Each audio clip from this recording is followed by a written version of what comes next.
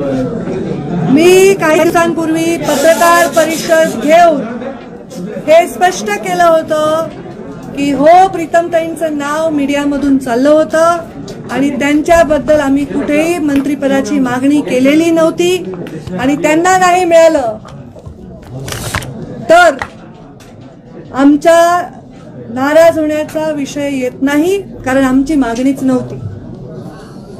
दुसरी गोष्ट, मी दिल्लीला गेले, ती सचिवांची बैठक होती। इथे मी पत्रकार परिषद घेऊन स्पष्ट भूमिका मांडल्यानंतरही कार्यकर्त्यांमध्ये प्रचंड रोष होता, त्यांनी राजीनामे द्यायला सुरुवात केली होती। मी दिल्लीला गेले, ती सचिवांची बैठक होती, त्या सचिवांच्या बैठकीमध्ये संघटनेचा विषय होता। गेल्या 6 वर्षांमध्ये कधीही दिल्लीच्या कोणत्याही नेत्याने मला कुठल्याही विषयावर अशा पद्धतीने चर्चा करून समज दिली वगैरे अशी जी काहीतरी कोणीतरी चुकीची बातमी दिली आहे ते कधीही घडलेलं नाही। आमची प्रधानमंत्री नरेंद्र मोदींवर अत्यंत सुंदर बैठक पार पडली, अत्यंत इंटरॅक्टिव्ह बैठक पाडली आणि ती 100% संघटनेला समर्पित बैठक होती। त्याबद्दल कुठेही भाष्यता न करण्याचा आमचा नियम असल्यामुळे मी त्याच्यावर फारशी चर्चा करणार नाही। मी मागणीच केली नसल्यामुळे मी जाऊन तिकडे लोकांना काही बोलेन, नेत्यांना, हे अपेक्षितच नव्हतं। परंतु राजीनामा सत्र जे चालू होतं त्याच्यावर नक्कीच मी राष्ट्रीय अध्यक्षांना कानावर घातलं की असं पद्धत आहे, असं चालू आहे, लोक जरा नाराज आहेत। त्यांनी सांगितलं की हे तुम्ही सांभाळून घ्याल, असा विश्वास आहे, तुम्ही ते सांभाळून घ्याल आणि मी ते सांभाळून घेते। माझी भूमिका स्पष्ट झाल्यानंतर देखील कार्यकर्त्यांनी थोडासा नाराजी व्यक्त केली आणि त्यांचं जी नाराजी आहे त्यालाही सन्मान देऊन त्यांना सगळ्यांना मी समजवलंय, त्यांना आव्हान केलंय। संख्या खूप जास्त असल्यामुळे मला माईकवर त्यांच्याशी संवाद साधावा लागला आणि त्यांना बोलावं लागलं आणि त्यांना मी जे बोलले ते तुमच्या सर्वांसमोर आहे। त्यामुळे मला वाटत नाही की आता या विषयाला कुठल्याही प्रकारचा वेगळा रंग देण्याची आवश्यकता आहे। राजीनामा झालेले त्यांचं पुढे आता काय, जे तुमच्या कार्यकर्त्यांनी राजीनामे दिलेले आता पुढे काय होणार? ते राजीनामे मला वाटतं भाजपाच्या नेत्यांनी पण बोललेत, आशिषजी शेलार बोललेत, प्रवीणजी दरेकर बोललेत, राम शिंदे बोललेत, मला वाटतं स्वतः देवेंद्र फडणवीसही बोललेत की आम्ही नाराज नाही, आता अजून कोणी बोलायची आवश्यकता नाही।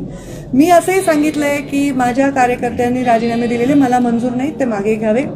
याचं कारण असं आहे की ते बिचारे त्यांच्या तालुक्याच्या स्तरावर आपल्या राजकारणात स्वतःच्या पायावर उभे असताना त्यांचे राजीनामे देऊन दबाव तंत्र वगैरे असं काही करण्याची मला आवश्यकता नाही, कारण माझा संवाद माझे जे नेते जे आहेत दिल्लीचे त्यांच्याशी व्यवस्थित आहे असं माझं मत आहे। तुम्ही धर्मयुद्ध म्हणालात आज भाषणामध्ये, नक्की थोडं इलॅबोरेट कराल का धर्मयुद्ध म्हणजे? हे पहा, लोकांच्या मनामध्ये जी भावना आहे ती भावना अशी तीव्र होत चालली आहे की ती मला डावलण्याची आहे आणि मी डावलूनही काही करत नाही, ही भावना आहे। कारण लोक रस्त्यावरचे कार्यकर्ते आक्रमक आहेत।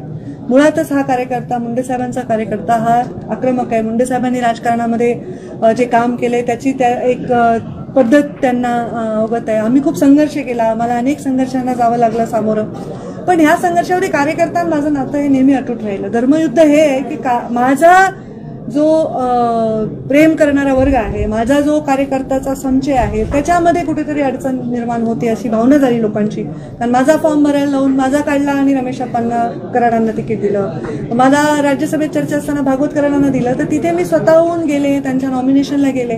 पण मंत्रिपदाचा विषय थोडा मला माहिती होण्यास प्रचंड उशीर झाल्यामुळे लोकांच्या मनामध्ये ही भावना झाली की ताईंना डावलण्यासाठी देतात। तर माझं म्हणणं आहे की हे धर्मयुद्ध हे की ही जी वज्रमूठ मुंडे साहेबांनी केली होती, जी कायम ठेवण्याचा प्रयत्न मी 6 वर्ष यशस्वी करू शकले, ती वज्रमूठ अशीच ठेवली पाहिजे। कोणाला काही पद दिलं, कोणाला काही सन्मान दिला म्हणून आमचं नातं खराब होऊ नये ना, माझं त्यांच्याशी नातं खराब होऊ नये, कराड आणि बाकी ज्यांची संधी मिळाली त्यांच्याशी, आणि समाजातील लोकांचंही मन खराब होणे, हे धर्मयुद्ध आहेच, आम्हाला लढावंच लागणार आहे। संघटित समाजाला हे नेहमी प्रश्न असतात। की आम्हाला धर्मयुद्ध टाळायचं आहे, हो, म्हणूनच मी राजीनामे वापस द्यायला धर्मयुद्ध भाजपतल्या अंतर्गत धर्मयुद्धाबद्दल बोलताय तुम्ही?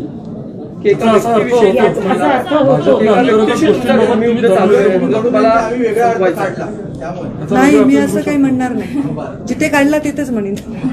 मी जे बोलले तेच बोलले।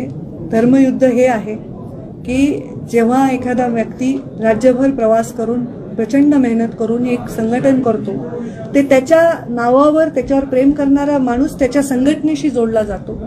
त्याचा आणि संघटनेमध्ये विसंवाद असणं, आपल्या नेत्याला संघटनेमध्ये स्थान नाही अशा प्रकारची भावना विनाकारण नेत्या मनामध्ये कार्यकर्त्यांच्या निर्माण होणारे निर्णय होणं, त्याच्यामुळे एक प्रसंग मनामध्ये होतो. धर्मयुद्ध म्हणजे काय, तर आपल्या विचारांशी असलेला, आपल्या समर्पित संस्कारांशी असलेला हा संघर्ष आहे.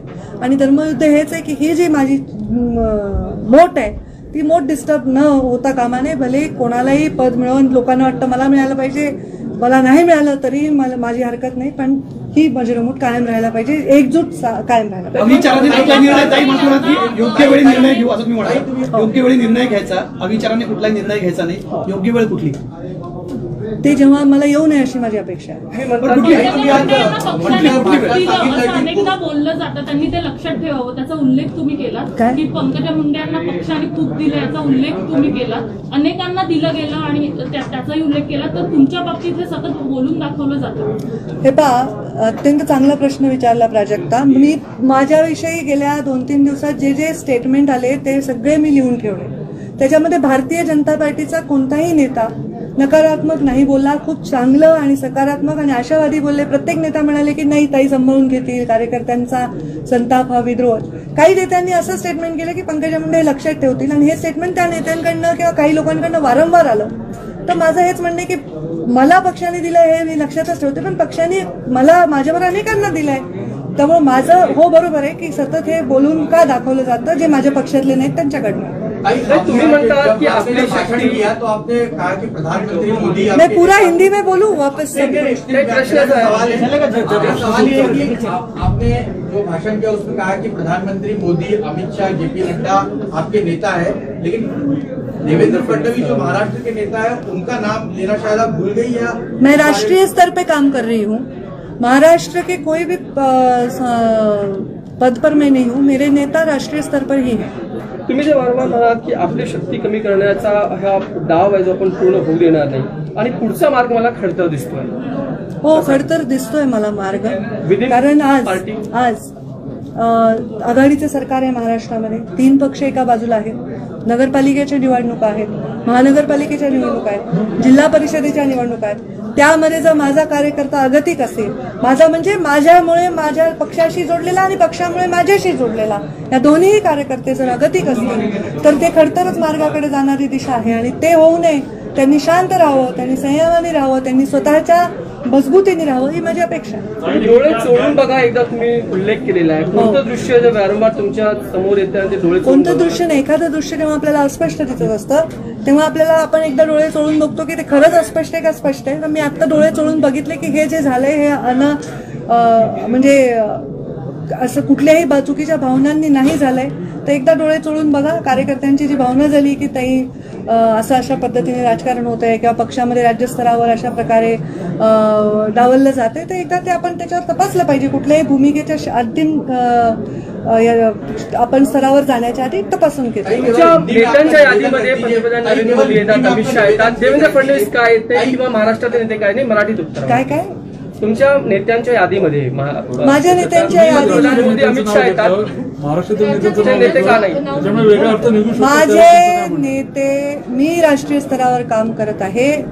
माझे नेते नरेंद्र मोदी, JP नड्डा आणि अमित शहा आहेत हे मी म्हणले. आणि ह्याच्यामध्ये मी राष्ट्रीय स्तरावरचे आहे, ते माझे नेते आहेत. मी राष्ट्रीय स्तरावर काम करते, मी त्यांच्या नेतृत्वाखाली काम करते आणि हे मी परत सांगते. त्यामुळे इथे विषयच येत नाही कुठलाही नाव का नाही घेतलं.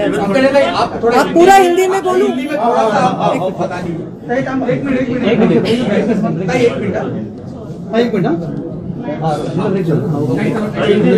एक मराठीत एक छोटासा प्रश्न विचारतो. मी म्हणाल की ज्या दिवशी अंगावर छत पडेल त्या दिवशी नेमकं काय? आता हे पहा, मला वाटतं की चांगली वक्ता आहे. आय डोंट नो तुम्हाला काय वाटतं, पण वक्ता जेव्हा बोलत असतो ना तर त्याचा सगळ्या अंगाने त्याचा विचार केला पाहिजे. तो आपलं भाषण फुलवत असतो. तुम्ही जर बघितलं माझे भाषण, मी पब्लिकशी संवाद साधते.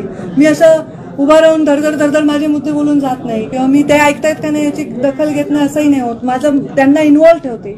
आणि माझा फॉलोअर आहे, शहरी फॉलोअर आहे. जशाला जे अपील होईल ते वाक्य बोलते, अलंकारित बोलते, चांगलं बोलते. चांगलं वक्तृत्व आहे. प्रत्येक गोष्टीचं आपण किस पाडण्याची आवश्यकता नाही. हिंदी में आपका निवेदन रख दीजिए. मैं आज जो कार्यकर्ता पूरे राज्य भर से आए थे, कुछ तेलंगाना, मध्य प्रदेश, गुजरात से छोटे छोटे पंचायत के सदस्य वगैरह आए थे, आज उन सब से मैंने बातचीत की.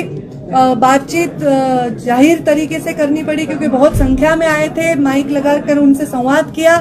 आपने देखा कि वो भी बात कर रहे थे और मैं भी उनसे बात कर रही थी. उन्होंने सबने रेजिग्नेशन दिया था और ये रेजिग्नेशन का कारण उनका असंतोष बताया था. वो असंतोष ये था कि उनकी इच्छा थी कि भारतीय जनता पार्टी में मंत्रिमंडल जो अभी प्रीतम ताई काम कर रही है, जो मेरी बहन है, जो सांसद है, लोकसभा से चुन के आई है, उनका नाम चल रहा था मीडिया के माध्यम से और चर्चा हो रही थी. तो उनका नाम चलने के बाद उनको मंत्री पद नहीं मिला. वो तो है ही नहीं, पर डॉक्टर भागवत कराड़ इनको मिला. उस बारे में मैंने ऑलरेडी पत्रकार परिषद लेकर कुछ दिन पहले खुलासा किया था कि मेरे परिवार ने, प्रीतम मुंडे ने कभी कोई मांग नहीं की कि हम मंत्री पद चाहते हैं. मैंने कोई नेता से इस बारे में कोई बात नहीं की. तो हमारी जब हमने मांग ही नहीं की तो नाराजगी का प्रश्न उद्भवता नहीं है. और इसमें जो डॉक्टर कराड़ को मिला वो भी मुंडे साहब के कार्यकर्ता हैं, मुंडे साहब के विचारों पे चलने वाले कार्यकर्ता हैं और उनको मिला है तो मैंने उनका अभिनंदन किया. वो मुझसे उम्र में बड़े हैं, उनका अवमान न हो ऐसा आह्वान मैंने लोगों को किया.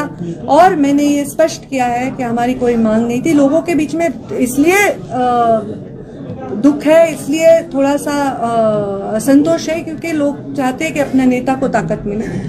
पर मैं ये समझती हूँ कि कोई पद से ताकत मिलने की आज आवश्यकता लगती नहीं. इतना वीक नेता होता नहीं है.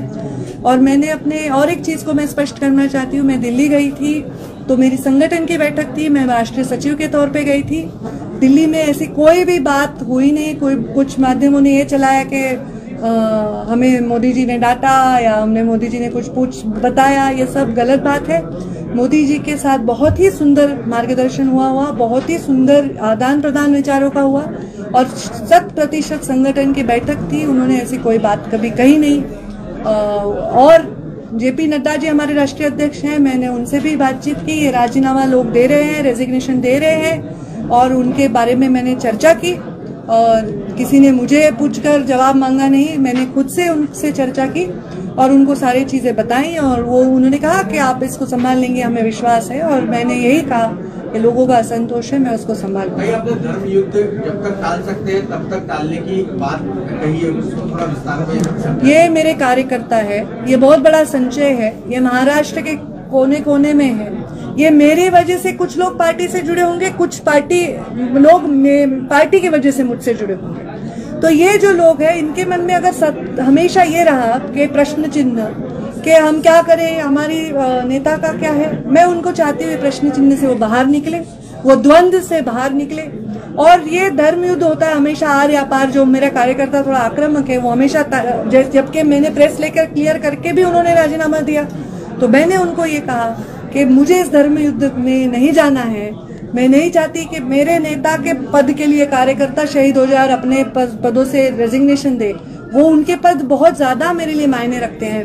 वो अपने छोटे छोटे घर में छोटे छोटे परिस्थितियों में से निकलकर वो अपने पदों पर तक अपना प्रवास तय करते हैं और मैं नहीं चाहती कि वो अपने पदों का मेरे इस प्रवास में बलिदान दे. जबकि उनको अगर पद मिले, भले ही वो भागवत कराड़ हो और कोई हो, तो ये मेरे लिए सम्मान की बात है. मैं जातिवाद में विश्वास नहीं करती, पर ये जो जाति है वो एक संघ है, एक दिशा में जाने वाली है और इसमें अगर कोई टूट पड़ती है तो मेरा दिल दुखता है. मैं नहीं चाहती कि वो टूट पड़े. लेकिन सही समय आने की बात की, आपने कहा कि सही समय आने पर निर्णय लिया जाएगा. आपने कहा सही समय आने पर निर्णय लिया जाएगा, अविचार से कोई निर्णय नहीं लेना. वो सही समय कौन सा है, सही समय पर कौन सा निर्णय लेने की बात आप कर रही हैं? जब वो आएगा तब मुझे पता चलेगा. अभी कार्यकर्ताओं का संवाद अलग होता है और पत्रकारों से संवाद अलग होता है. कार्यकर्ताओं से मैं भाषण देती नहीं हूँ. मैं अपना भाषण याद करके आके डिलीवर करके नहीं जाती हूँ. मैं हमेशा देखती हूँ कि प्रतिसाद क्या है, रिस्पॉन्स क्या है. और जरूर हर राजनीति में, हर फील्ड में ये युद्ध सबको इससे गुजरना पड़ता है, आपको भी गुजरना पड़ता होगा, और तब हमको सही निर्णय लेना और अपने निर्णयों के वजह से ज्यादा असर लोगों को फायदा ही हो, नुकसान ना हो, इसकी चिंता करना ये नेता का कर्तव्य है। और जो मेरा कर्तव्य, मैं नहीं चाहती मेरे कार्यकर्ताओं को कोई आपत्ति हो। किस चीज का निर्णय शिवसेना पार्टी है, कहा जा रहा है शिवसेना में जाने वाली है, शिवसेना देने की बढ़ रही है। मैंने भी ऐसा सुना, ऐसा कहा जा रहा है। ताई वडेट्टीवारांनी आताच टीका केलेली आहे की कौरवही त्यांच्याच पक्षाचे, पांडवही त्यांच्याच पक्षाचे, महाभारतही त्यांच्याच पक्षात सुरू आहे, अशी भाजपवर टीका केली। ठीक आहे, मी तर बघेन काय म्हणाले ते।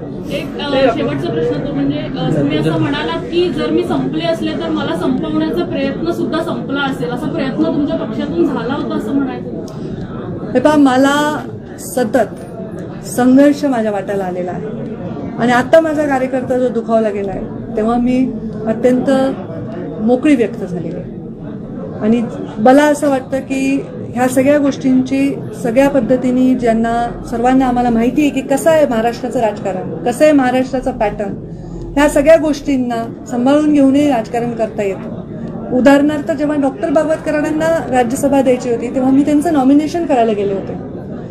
त्यामुळे ह्या गोष्टी ज्या होत राहतात, कुठेतरी मीडियात एक बातमी होते प्रीतम मुंडे दाखल झाल्या गेली, मग आम्हाला ते क्लिअर करावं लागते की बाबा आम्ही मुंबईत आहोत, मग कोणीतरी म्हणतं की पंकजा मुंडे नाराज, आम्हाला क्लिअर करावं लागते की नाही बाबा आम्ही नाराज नाही, आम्ही मागितलंच नाही तर नाराज कशाला, जी गोष्ट मी मागितलीच नाही। हे सतत जे चाललेलं आहे हे कुठेतरी मला डिस्टर्ब करणार आहे आणि त्यामुळे मी त्याच्यावर स्पष्ट भूमिका घेतलेली आहे आणि मला वाटतं की हे जे आता चाललंय पक्षामध्ये बऱ्याच लोकांना ऐकून घेण्याची आवश्यकता आहे आणि त्याच्यात मीही काही रोल प्ले करेन आणि नेत्यांनी वरच्या दखल घ्यावी असं माझं इच्छा आहे। कॉमा की बात आपने कही है, क्या फुल स्टॉप दिमाग में थी? फुल स्टॉप मेरे बहुत कॉमा लगने वाले हैं, फिर देखिए।